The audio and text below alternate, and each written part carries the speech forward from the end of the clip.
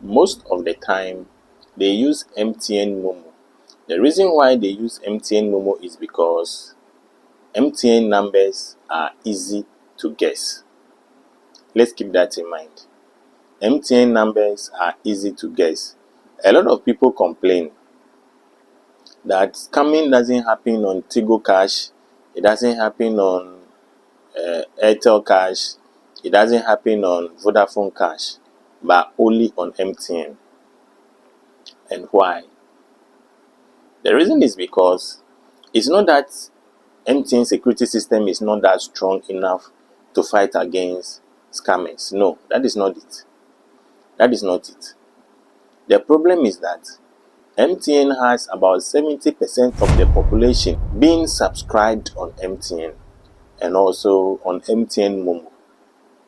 Because of that, you can just sit down in the comfort of your home and then just mention any number, and when you dial, it will fall on someone. If you like, just try it in the comfort of your home. Just guess any 10 numbers of MTN and then use 024 or 059 or 055 or 054. It will definitely fall on a subscriber. It's because majority of the population subscribe on MTN. Because of that, they have exhausted majority of the numbers. That's the reason why you can easily guess a number and it will fall on a subscriber. So let me ask you this question. If you are a scammer, you have Airtel network in your country, you have Tigo network in your country, you have Vodafone network in your country, and you have MTN. And it is easy to guess numbers on MTN because they had the largest population. Will you go and be wasting time on Vodafone Cash and Tigo and Airtel? You won't, because it will be waste of time. If I should ask you to generate any 10 numbers on MTN right now, off head, and you generate, it will definitely be a subscriber on MTN.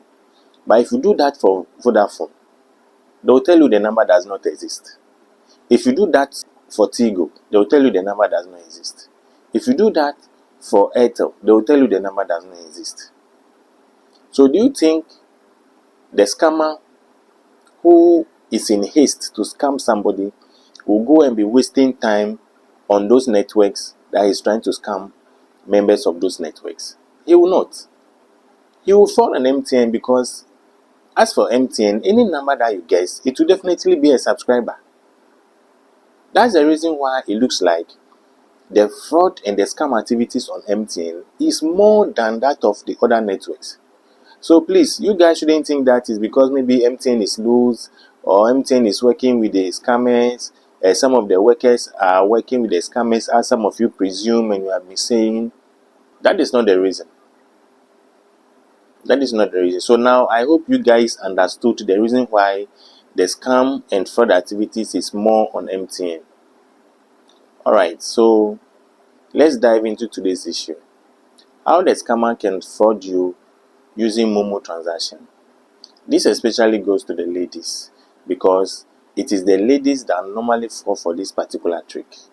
So you just receive an anonymous call and the person will be like, he wants to send you money, probably 500 or 700 or 800 cedis. It could be any amount, but they always make sure the amount is reasonable to buy your mind. And then what he will tell you is that he is an agent and someone came to give him the money to send to you. But then he wants you to receive the exact amount so that you wouldn't be deducted. So you should go to any Momo vendor around your area and go and give the phone to him for him to talk to the Momo vendor. The Momo vendor will now give him a number that he can send the money to that number direct without sending it to your phone, so that the Momo vendor can cash out the same amount for you. Otherwise, you may have to pay for charges and the charges will be deducted from the amount and then it will reduce. And you know, This is where I say mostly it happens to the ladies. And you know, these are our ladies, some of them, because they have a lot of guys in their DM proposing them, and some trying to please them with gifts and all that. What happens is that when they receive such calls, they feel like, oh, one of those guys are trying to surprise them. So straight away, they just go to any Momo vendor and then go and give the phone to the person to talk to the so-called agent, who is a scammer. Now, when the agent takes the phone, the scammer will now tell the agent that the person in front of you is sending me money. So I want to mention the number for you to send the money onto that number. So as you are standing there, you don't know what they are saying because you've given the phone to the agent, and the agent is also talking to the so-called agent who is a scammer. Because you came to give the phone to him and the person on the call was like, you are sending money, he will also just take his Momo phone and then will tell the person to mention the number. After the person finished mentioning the number, he will tell the agent the amount that you are sending, and then he will also send it. After sending it, he will request, if around that time he realized that you guys couldn't catch up with what is going on, he will now give another number to the agent again, that you are sending a different amount to this number too, and then he will send. If around that time you are not able to catch up with what is going on, he will give another number again. He will continue until you guys suspect what is going on. But normally, between first, second, third transactions, they are able to catch up with what is going on because the agent will now request to get the cash that he has already sent before he will continue with the other ones. And that is where the problem comes. And then the one who brings the phone will realize that he or she is being scammed. A lot of this has happened to a lot of girls.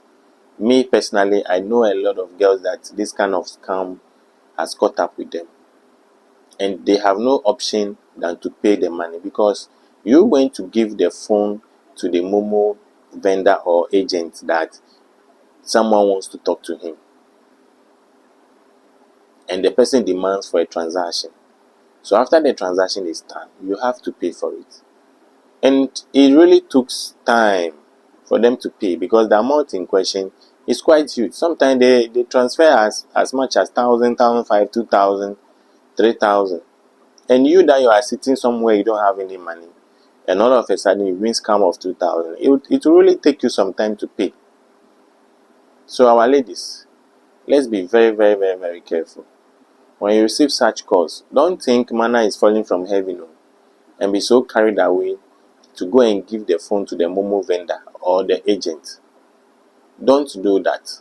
If someone is sending you free money, let's say 500 cedis, how much will MTN charge you when you go and withdraw? 5 cedis.